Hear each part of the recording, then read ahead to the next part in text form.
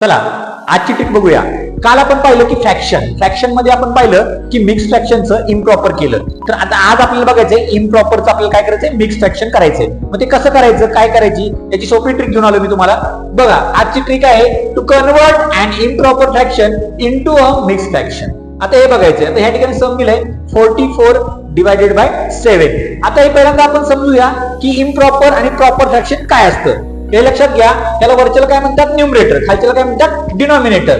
ज्या वेळेस डिनॉमिनेटर म्हणजे खालची संख्या ही छोटी असते त्याला म्हणतात इम्प्रॉपर फ्रॅक्शन. त्याला काय म्हणतात, इम्प्रॉपर फ्रॅक्शन. तर आता आपण इम्प्रॉपरचं काय करायचं, आपल्याला मिक्स फ्रॅक्शन करायचंय. तर कशा प्रकारे करायचं, तर यासाठी आपल्याला काय करायचंय, डिव्हिजन सगळ्यांनाच येतं. मग डिव्हिजन करायचं म्हटल्यानंतर काय करायचं बाबा, बघा हे 44 डिवायडेड बाय 7. 7 ने आपल्याला काय करायचं, डिवाइड करायचंय. आता 7 चा टेबल सगळ्यांना येतो, बरोबर आहे. आता 7 6 जा 42.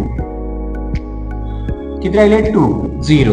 बघा आता काय आलं इथं, जे उत्तर आलेलं आहे याच्यामध्ये कोएफिशियंट, रिमाइंडर आणि डिवायझर हे महत्वाचे आहेत. आता जेव्हा हा कोएफिशियंट जो आहे तो इथे लिहून घ्या 6, रिमाइंडर किती आहे 2 ते इथे लिहून घ्या, आणि हा काय आहे 7. म्हणजे तुमचं आन्सर झालं. एवढ्या सोप्या पद्धतीने तुम्ही करू शकता. आता एक आपण बघितलंय, आता दुसरं पण लगेच बघूया.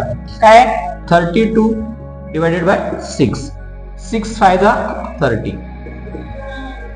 2 0. परत सेम काय आलेलं आहे बघा 5, त्यानंतर रिमाइंडर किती आहे 2, आणि हे काय 6. अशा प्रकारे करून करू शकता. तिसरं बघा काय 45 डिवायडेड बाय 8. या साईडला जावा. 45 डिवायडेड बाय किती, 8 डिवाइड केलं आपण, 8 5 जा 40. 5 राहिले रिमाइंडर.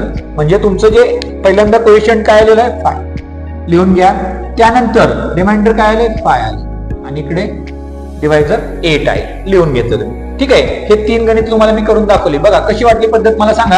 आणि या ठिकाणी बघा 25 डिवायडेड बाय 4 आणि 40 डिवायडेड बाय 7. म्हणजे हे इम्प्रॉपरचं तुम्हाला काय करायचंय, मिक्स फ्रॅक्शन मध्ये कन्वर्ट करायचं आहे.